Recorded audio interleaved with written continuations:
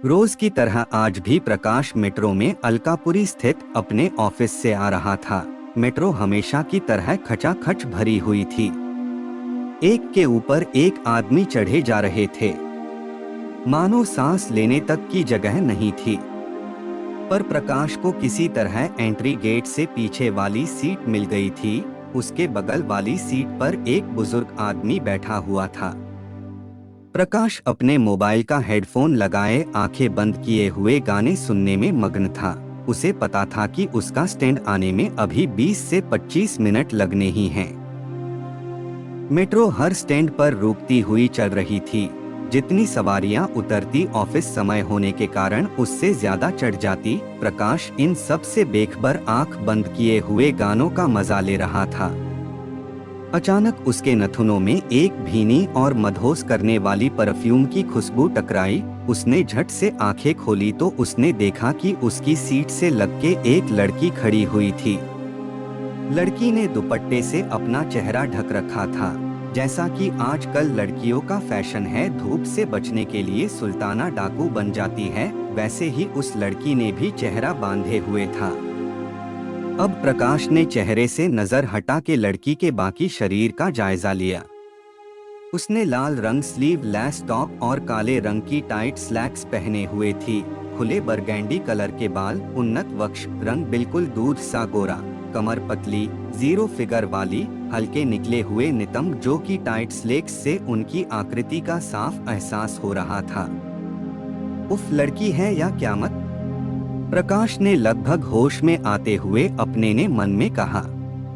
तभी प्रकाश की नजर लड़की के हाथ पर गई। हाथ पर हिंदी में लिखा था नज़्मा। वाह, बिल्कुल अपने नाम के जैसी है, किसी सुंदर नज़्म की तरह, प्रकाश ने फिर अपने मन में सोचते हुए कहा। तभी प्रकाश को कुछ ख्याल आया। वह झट खड़ा होता हुआ लड़की से बोला, आप मेरी सीट पर बैठ जाइए। लड़की ने एक बार प्रकाश की तरफ देखा और बिना कुछ बोले प्रकाश की सीट पर बैठ गई। प्रकाश सीट के साथ खड़ा हो गया, पर उसकी निगाहें लड़की पर ही टिकी रहीं और वह मंत्रमुग्ध सा उसे देखे जा रहा था। लड़की भी बार बार प्रकाश की तरफ कनखियों से देखे जा रही थी। अभी मेरी कुछ दूर चली ही थी कि प्रकाश के कानों में लड़की की मधुर आवाज गूंजी, आप ऐसे खड़े खड़े थक जाएंगे, आइए आप भी बैठ जाइए। लड़की थोड़ा खिसकते हुए जगह बनाने की कोशिश करती हुई बोली। प्रकाश तो जैसे मन मांगी मुराद मिल गई हो, परी जैसी लड़की के साथ बैठने का सौभाग्य कैसे गवा सकता था वह। सो थैंक यू कहने की औपचारिकता पूरी कह झट 4 इंच की जगह में टेढ़ा होके बैठने की कोशिश करने लग गया। अब लड़की के बदन से प्रकाश का बदन टकराने लगा। प्रकाश का शरीर मानो जलने लगा हो। लड़की के बालों से आती हुई खुशबू उसकी धड़कनें बंद कर रही थी। फिर भी वह अपनी सांसों पर काबू करता हुआ बोला, कहाँ तक जाएंगी आप? जी, नवोदिता कॉलेज तक, लड़की ने कहा। ओ, तो आप कॉलेज में हैं? नवोदिता कॉलेज तो आईटीओ के पास है। कौन सी टर्म है? प्रकाश ने बात आगे बढ़ाई। BCom final year. लड़की ने कहा, आप क्या करते हैं? लड़की ने प्रकाश से प्रश्न किया। मैंने पिछले साल ही बीकॉम पास किया है और पार्ट टाइम अकाउंट्स की जॉब करता हूँ, साथ ही सिविल की परीक्षाएं दे रहा हूँ, प्रकाश ने उत्तर दिया। ओह, यह तो बहुत अच्छी बात है। लड़की ने कहा, मेरा नाम प्रकाश है और क्या मैं आपका नाम जान सकता हूँ? प्रकाश ने हिचकते हुए पूछने का नाटक करता हुआ बोला, क्योंकि उसने उस लड़की के हाथ पर नज़्मा लिखा हुआ पढ़ लिया था। पर बात बढ़ाने के लिए प्रकाश ने पूछा, मेरा नाम नज़्मा है, लड़की ने जवाब देते हुए अपने चेहरे से दुपट्टा हटाते हुए कहा। जैसे ही लड़की ने चेहरे से दुपट्टा हटाया, प्रकाश की आंखें आश्चर्य और खुशी से फैल गईं।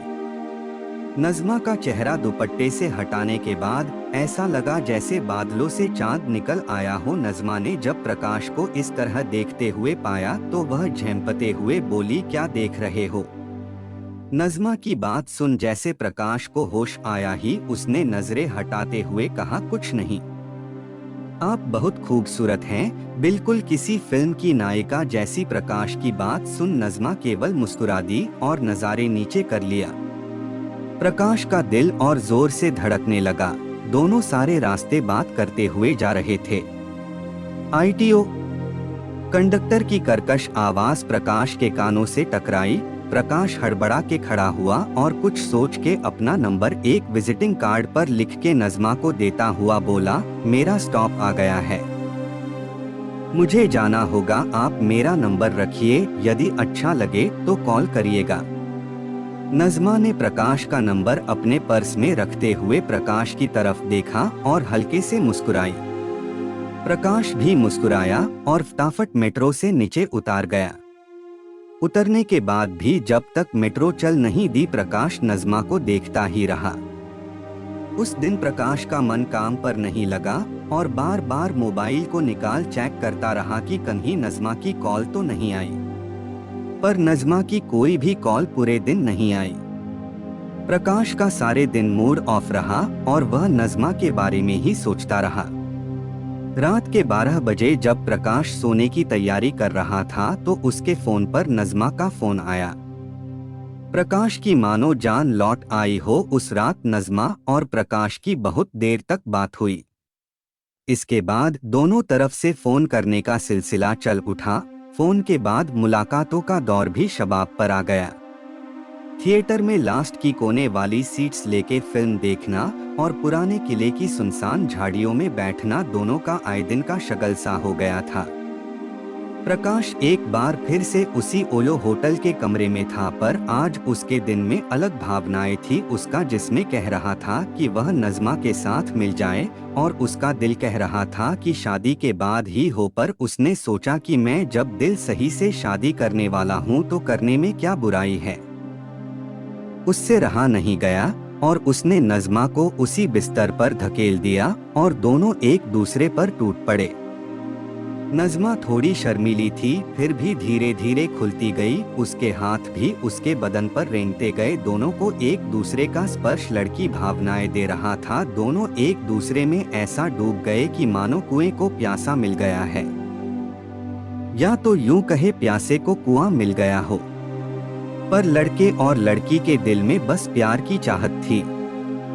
अब दोनों एक दूसरे से शादी करना चाहते थे, पर धर्म और मजहब की दीवार बीच में आ गई, जैसा कि ऐसी कहानी वाली फिल्मों में होता है। न तो प्रकाश का मुच्छड़ बाप एक मुसलमान लड़की को अपनी बहू बनाने को तैयार न था और न ही नज़मा का खूसट बाप एक हिंदू दामाद के लिए तैयार था, बल्कि उसने तो प्रकाश को देख लेने की धमकी भी दे दी थी। नज़मा से शादी की अड़चनों को देख प्रकाश ने अपने दोस्त केशव से सहायता लेने की सोची, पर पता चला कि केशव काम के सिलसिले में 10 से 15 दिन के लिए दिल्ली से बाहर गया हुआ है। कोई रास्ता न देख और नज़मा के प्यार में पागल प्रकाश ने खुद ही नज़मा के घर वालों से बात करने का फैसला लिया।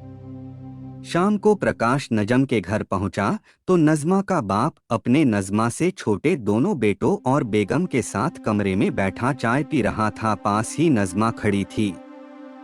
सभी किसी बात पर जोर जोर से हंस रहे थे। प्रकाश ने फिल्मी अंदाज में दरवाजे पर लात मारते हुए जोर से चिल्ला के कहा, नज़मा। इतना जोर से प्रकाश का चीखना सुन नज़मा ने गुस्से से कहा, क्या है, इतनी जोर से क्यों चिल्ला रहे हो? अब्बा जान घर पर ही हैं। नज़मा की बात सुन प्रकाश एकदम से चुप हो गया और उसने फुसफुसाते हुए कहा कि तुम्हारे अब्बा से हम दोनों की शादी की बात करनी है। ये लो ये आ गए अब्बा, नज़मा ने कमरे से आते हुए अपने अब्बा की तरफ इशारा करते हुए कहा। अब्बा बिल्कुल फिल्म अमर अकबर अंथोनी के ऋषि कपूर की गर्लफ्रेंड के अब्बा झुम्मन मिन्या जैसा था। रंगीन दाढ़ी, छोटा कद, हाथ में छड़ी लिए सीधा प्रकाश के सामने खड़ा हो गया। साथ में उसके दोनों भाई भी अगल बगल खड़े हो गए। क्या है बे, क्यों हमारी लड़की को परेशान कर रहा है? नज़मा के अब्बा ने गर्दन ऊपर तक करते हुए अपने से तकरीबन 1.5 फुट लंबे प्रकाश से पूछा। अब्बा जान, मैं आपकी लड़की का हाथ मांगने आया हूँ। प्रकाश ने कहा, ओए, हमें अपनी लड़की का हाथ तुझे देके उसको टुंडी बनना है क्या? नामाकूल, चल फूट ले यहाँ से। ये बेंत देखी है तूने? अब्बा ने प्रकाश को धक्का देते हुए कहा, ओ अब्बा, तुम भी नहीं समझते। हाथ मांगने का मतलब है कि यह मुझसे शादी करना चाहता है, नज़मा ने बीच में आते हुए कहा। इधर नज़मा की अम्मी ने प्रकाश को देखा तो पास आके उसके गालों पर चिकोटी काटते हुए हंसती हुई बोली, ओ ये कितना क्यूट लड़का है, बिल्कुल रणवीर कपूर जैसा। मुझे तो बहुत पसंद आया। इतना सुनते ही नज़मा के अब्बा का गुस्सा 7वें आसमान पर पहुंच गया और गुस्से से छड़ी नज़मा की अम्मी के हाथ पर मरता हुआ बोला, चुप कर उल्लू की पट्टी, तुझे तो हर जवान लड़का क्यूट ही लगता है। हट इधर से। हाथ पर छड़ी लगने से नज़मा की अम्मी मुंह बिचकाती हुई एक तरफ हो गई। तब हाथ क्यों मांग रहा है, पूरा शरीर मांगे ना। नज़मा, तुम्हारी शादी फिर भी इस गधे से नहीं हो सकती क्योंकि यह हिंदू है। अब्बा ने टंगड़ी फंसाते हुए विश्राम की मुद्रा में खड़े प्रकाश को अचानक गिरा दिया। गिरे हुए प्रकाश को बहुत गुस्सा आया। उसने आसपास नजर घुमाई तो सामने एक नल दिखाई दिया। उसके जी में आया कि सनी देओल की तरह वह भी अशरफ अली चिल्लाता हुआ नल उखड़ के बुढ़े के सर पर दे मारे, पर नल उखाड़ना उसके बस की बात नहीं थी, इसलिए मन मसोस के रह गया। तभी नज़मा ने उसे खड़ा करते हुए कहा कि अब्बा, अब हिंदू मुसलमान का किस्सा पुराना हो गया है। मैं शादी करूंगी तो प्रकाश से ही, चाहे कोर्ट मैरिज ही क्यों न करनी पड़े। प्रकाश अब चौकन्ना होके खड़ा था कि कहीं बुढ़ा फिर न उसकी लापरवाही का फायदा उठा उसे टंगड़ी मार के गिरा दे। प्रकाश ने नज़मा का हाथ पकड़ लिया और चौकन्ना होके बुढ़े को देखने लगा। घूर घूर के क्या देख रहा है? नज़मा के बाप ने प्रकाश की तरफ देखते हुए कहा, अबे इतनी देर से घूरे जा रहा? कोई जोर से उसे कह रहा था। प्रकाश जैसे सपने से जागा हो, उसने देखा कि मेट्रो चल रही है और वह अब भी सीट के पास खड़ा था। सामने दुपट्टे से मुंह ढके वही लड़की नज़मा अपनी सीट से खड़ी थी और उसकी तरफ देख के पूछ रही थी, पर यह क्या? नज़मा की आवाज तो मर्दाना मिश्रित आ रही थी, जैसे कि किन्नरों की आवाज होती है। क्या घूर रहा है इतनी देर से? चिकने चलना है कन्ही तो बोल, तेरे लिए रेट में कंसेशन। नज़मा ने दुपट्टा हटाते हुए प्रकाश की तरफ आंख मारते हुए कहा। प्रकाश तो वैसे ही उसकी आवाज सुन के बेहोश होने वाला था। उसके मुंह से एक शब्द भी नहीं निकला। दुपट्टा हटते ही नज़मा की शेविंग किया चेहरा देख पूरा बेहोश हो चुका था। तो दोस्तों, कहानी में ट्विस्ट जरूर था, पर यह आपको सिखाने के लिए था कि यह सब कहानी मनोरंजन के लिए जरूरी है, पर वह मनोरंजन 24 घंटे में आधा घंटा या 1 घंटा तक ही सीमित रहना चाहिए। किसी को वासना में इतना भी डूब नहीं जाना चाहिए कि वह मेट्रो में खड़े खड़े ही सपने देखने लगे और उसे पता ही ना हो कि वह जो कर रहा है उसमें उसकी हवस झलक रही है।